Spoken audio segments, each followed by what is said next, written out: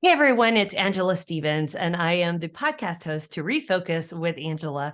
I am so excited today to introduce you to such a lovely person that I've had a great time getting to know, but her name is Jill Stowell. She is the founder and executive director of the Stowell Learning Center that we're going to learn more about.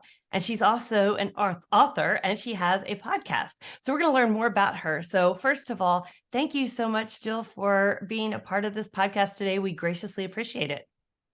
Well, I'm very excited to be a part of it. So thank you, Angela. You're so welcome. You're so welcome. So I am, I have a child who has ADHD. He's now in college, but I relate to so much of what you do because of being a single mom and raising him through those years. So what is it, first of all, that in your center that you find that you have kids coming in or parents coming in? What in today's world, after the pandemic and everything has happened, what are they coming in for? Is it for anxiety? Is it for focusing? Or kind of give us a general idea of what students are struggling with today? That is a really great question. I have been in business for a very long time, and at our learning centers, we focus on helping children and adults with dyslexia, auditory processing disorders, other learning disabilities, attention challenges, to really eliminate the struggles associated with those issues. And so traditionally, parents have come because their kids were struggling in school, mainly with reading. That usually was the key thing. And, of course, other academic things or attention or not getting their work done, but really kind of focused around school. And now, more and more, we're hearing parents coming with a concern of anxiety, just tremendous anxiety in our children, even, especially in our teens, but even in our really young children. And so that seems to be almost an equal concern with reading and academics, is the self-identity, self-esteem, anxiety that they're experiencing. And I think that has gotten even more challenging since the pandemic. That just kind of changed everything. It did. It did. Even college students. I know that there was a research done that even college students were doing video, and the students were studying their faces, and it gave them such anxiety that they would not attend. And we actually had that issue with my son. So I completely understand that. And anxiety, when you say that, I think that's a word that we use very lightly because it can be very debilitating and almost frozen, right? Is that a good word to use for that? But with when they come in, it's interesting. I'm interested to hear this, and I'll tell you why. When children come in, from your perspective, if someone can't afford counseling or taking their children somewhere, but they have a child at home, what is something that parents can do to help their child with anxiety?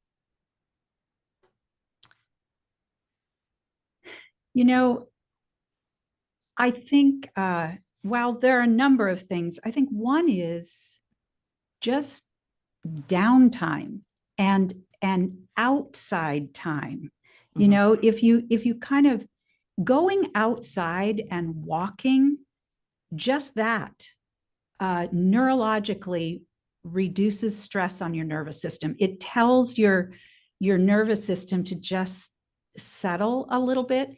And so if you just built a habit with your family or with your child of, taking a walk after dinner or after school, just getting outside and moving and, separating from devices a little bit, that is so healthy for all of us. The Mayo Clinic, they did a research and they said that exercise is the number one thing you can do.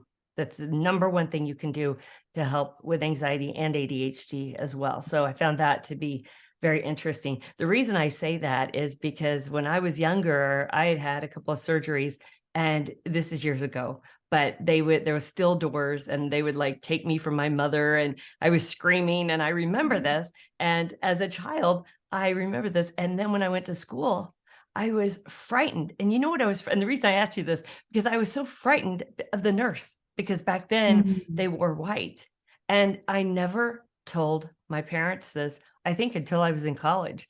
And it took me a while to warm up to going to school, but my mother took me to a psychiatrist, and they said, she's fine. You got to give her some confidence. And they got me into gymnastics. And that was the thing that did it for me. But I think that's a lesson that children don't talk. They won't come out and say why, right? Mhm. It takes a while, and it takes patience. And I always say, smaller conversations, don't drill them, right? More yeses than Right. nos, but don't drill them, because sometimes as parents, we want to know because we want to help them, Mhm. but it doesn't work like that, right? Right. And nobody, especially a teenager, but nobody wants to be interrogated. And I think sometimes as parents, we want to know. So, we start asking all these questions, but they feel they can pull up a child's defenses. And one of the things that we really look at is all behavior. There is a reason for it. Behavior tells us something. Mhm. And we can't ask a child, why did you do that? Or why are you asking that way, acting that way? I don't know. They don't know. Right. But if we were to say, hey, I noticed that that you have a lot of missing assignments this month. What's going on with that? Or tell me about that. If we just are very neutral and then open the door for them to respond, and it might take a little bit, but if we come into whatever situation it is and we're asking in a neutral way, hey, I notice what's going on there, and then be quiet and listen and observe, we're going to start to understand what's underneath that. I mean, who would ever have thought that you had developed sort of a fearfulness around the color white that the Yeah. nurses were wearing? Right. You wouldn't have actually really known to say, oh, well, it's because they're wearing white. Right. But through a very neutral conversation, that might have come out. Right. And And then we can um, address it. I had amazing parents that would have done anything in the world to help me. I was so fearful to say anything at that time, but exercise and gymnastics gave me the confidence to kind of get through that. So everyone's different, and it's very interesting to me about the psychology of children. And one of the best things that someone told me one time was regarding teenagers, and I've learned this with my own son, is that when they want to talk is when you want to go to bed. And you might be Yes. so tired, and they come in at 1 o'clock in the morning or 12 o'clock or whenever. And you're like, can we talk about this tomorrow? But so I have really worked at that, and I would just get up and have a snack with them or something, and just and that's the best conversations I've ever Right. had with my son, Yes. you know? And boy, as a parent, you are exhausted.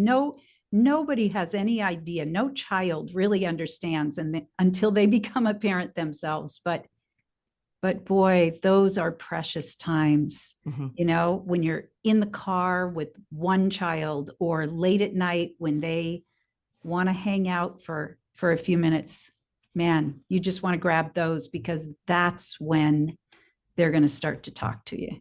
Absolutely. And I want to ask you another specific question. So you go 4 to adult. Have you seen this challenge of students that are in high school to graduate? Are they ready, if they have ADHD, dyslexia, whatever, are they ready for college? Because looking back when my son, I'm not so sure he was that first year, but I'd heard that and I thought, no, I think he's fine. But they do struggle. Don't you feel it the first year sometimes?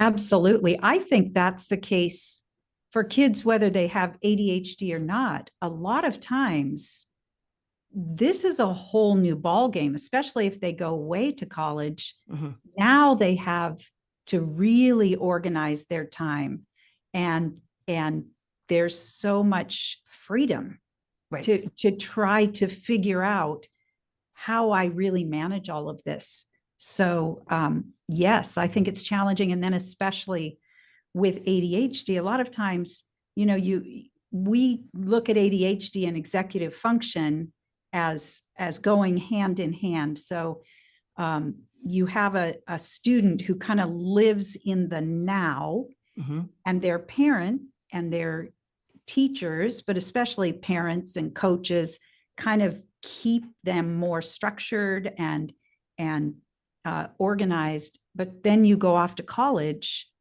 and you're living right now. So anything that happens right now can be distracting. It's hard to Yeah. look ahead and see what's coming. It's hard to look backwards and learn from your mistakes. So yeah, Yeah. it's a great time, but it's a really challenging time. Right. And the maturity level sometimes is not Right. quite there. Right. So we get that. So a lot of our listeners are students, business owners, parents. When you talk about auditory processing, I want to talk with you about that, because there's several different kinds of processing, right? Mhm. And Yes. so usually, and you can correct me if I'm wrong on this, but usually with ADHD, there's usually another, area that goes along with it. For my son, it was ADHD and anxiety. Some is dyslexia, some is depression. There's usually things that go hand in hand, and you find that along the way. But the auditory processing, when a student is, evaluated, we found that out early in life. He didn't have auditory processing, but learning processing. Can you explain the difference for anyone that's listening to this that might not be aware of that? So auditory processing is not your hearing, but it's how the brain perceives the information that comes in auditorily or through your ears. And there's this whole range of sound frequencies that our brain and our ear can take in and process. But if you're not processing all of those sound frequencies, if there's some delays in that area, then you are not going to get a clear message when you're listening. So it's kind of like having a bad cell phone connection. There's nothing wrong with your ears, but the connection is bad, or the signal is bad. And so what happens is you're getting part of the information, and boy, when you have an auditory processing problem, you have to listen so hard, and it takes so much mental energy and so much attention. And pretty soon you're in a lecture in class and you're listening so hard, and you're trying to take notes, and pretty soon your notes don't make any sense. You're drifting off. People think that you have ADHD. You might not. Right. Because you just simply cannot keep your attention there, or you're trying to connect the dots, and you connect it wrong, and so you miss assignments. So it's a huge factor in learning, but it looks in a classroom more like an attention problem. Mm-hmm. Right. And so it's just hard to see that someone is struggling to listen truly. Yes. Yes. And a lot of times, as I've explained it, if I were going to tell my son to do something, if I ran it onto 2 or 3 sentences, I need you to do this and this and this, Mhm. it was too much. Right. Right. It was, and he didn't understand it. And, at times we'd say, but we told you this. And then it reminded us that, wait, did he really understand that those assignments were due? Right. And so are there different types of processing? There are, absolutely. And one of my mission in life is to help people understand that, you look at academics and social skills, the kinds of things that we learn every day, but what we don't really think about much is that underneath that, there are whole sets of underlying processing skills, starting with, really processing the information that we're getting from our body so that we know where we are in space. We, know how much force we're using. We feel secure sitting in a chair or navigating our environment, but then also kind of moving up in the brain from those basic motor kinds of skills. There's visual processing. We have students that, are brilliant, but you tell them to use a planner and they look at it and they're like, I have no idea what I'm looking at on this page. They don't understand or see the organization of it. Right. Or possibly things seem to be kind of moving around on the page. So there's visual processing, auditory processing, memory, of course, working memory, holding something so that you can manipulate it and store it and use it. So there's all kinds of skills that support learning. Right. And so if someone is struggling socially or academically, we really have to look underneath that. Which of those underlying skills are not supporting them? Because as soon as there's an issue down there in the underlying processing skills, it's just going to make you have to work harder, longer, and it's going to stress your attention system. Right. Absolutely. And talk to the teachers.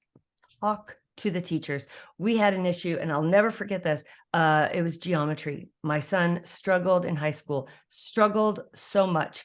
And we went to the teacher and he really worked with us. But what had happened, they had just started using computers at that time.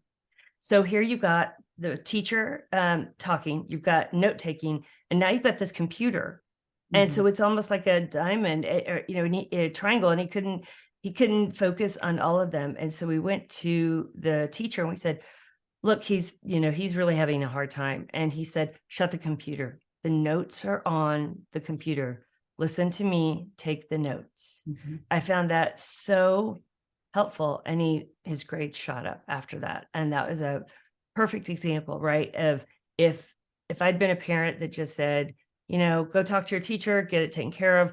But that's when parents really need to help our children and assist them. And if they need a counselor, like, going to your academy, learning, it's so important. Find out how you can help your children because we're their advocate. Right. Right. And so tell us why do people choose your learning center? I'm curious so that everyone else knows, what do you provide at your learning center? So we really, our focus is really to help children and adults who are struggling with, these learning or attention challenges to truly eliminate those struggles. So most of the time, if you're getting help at school or through tutoring, what's happening is someone is helping you get through the work or structuring things for you, giving you accommodations, modifying things. And our goal is to get underneath the problem, get to the root of the problem, develop those underlying skills, and then remediate the academic or executive function pieces so that the student can go on and learn, and have their best life. I mean, not have to be dependent on accommodations and coping strategies. And it's interesting because the brain research has been out there for, at least 40 years, but really a lot of the research on what we do goes back now 70, 80 years. And yet it is still a really common belief that if you have a learning challenge, you have dyslexia, you're pretty much, you're stuck with it, just figure out a way to live with it. And that is really not true. So, so parents find us usually when they are at their wits' end. They're just like, I don't know what else to do. We've provided help. We give them all kinds of, structure at home. This isn't working. And we don't think this is fair for our child to have to live with this forever. Right. And the interesting thing is these are some of the most brilliant kids and students Absolutely. out there. You look at Dr. Hollowell, he has dyslexia. He's a top ADHD psychiatrist in the country, right? Which he's been on our podcast. But you look at the founder of JetBlue Airlines, he was on our podcast.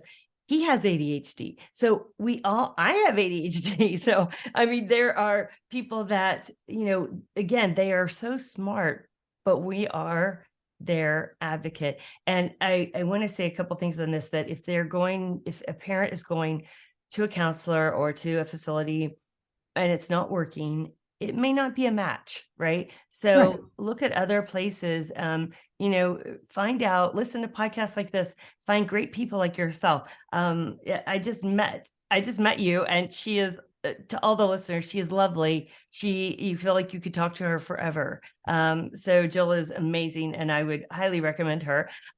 You are based in Southern California, but you do remote work. Where can people find you?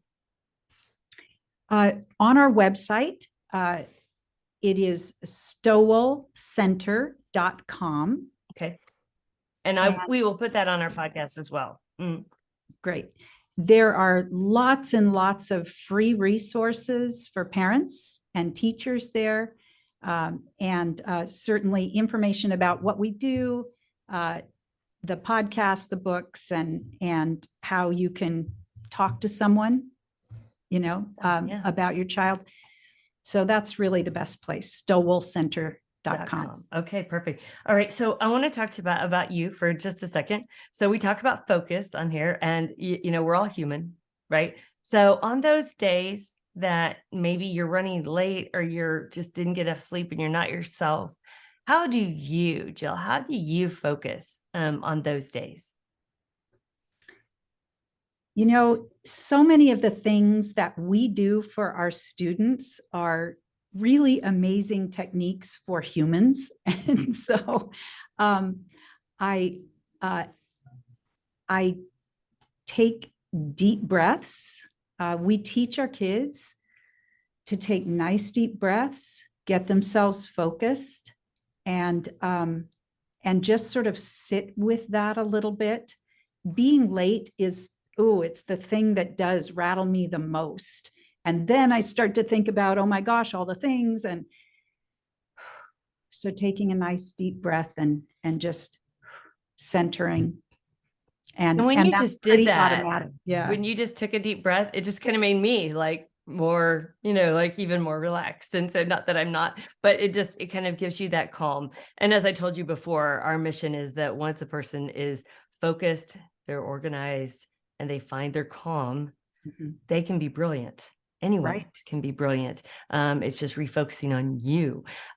So I could talk to you forever. I think you're fantastic. And, but I do have one last question. So we ask this to all of our people that are all of our guests that we have here on the podcast. But when you're having those off days and you get in your car and you're going to that really important place, or you have that really important meeting, what is the music or the artist or the genre or silence, or what do you listen to in the car? So if I'm heading into a meeting or a presentation, either I'm actually just settling myself and being quiet, kind of thinking about what the person or the audience needs, to get the focus off of myself and onto them.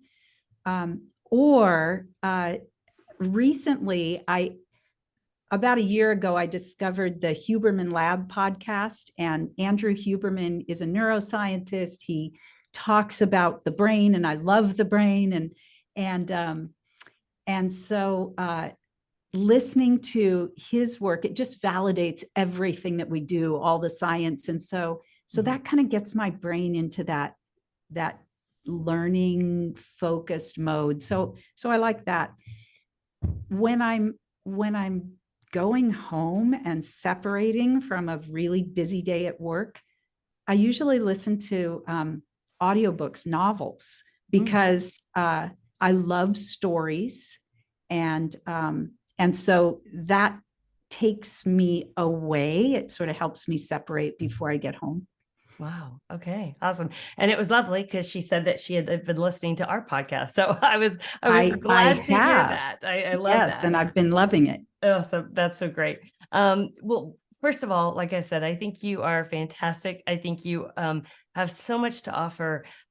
If I were if I had a young child or even a teen, I would definitely be looking you up, because I feel like you're somebody that I would take my own son to. So I hope that's a compliment, because believe me, I interviewed a ton of people when I would find individuals for him, because I love him dearly, and I think many parents do, and we want the very best for our children. So, Absolutely. so first of all, thank you so much for this. We graciously appreciate your time. So check her out, Jill Stowell at the StowellCenter.com.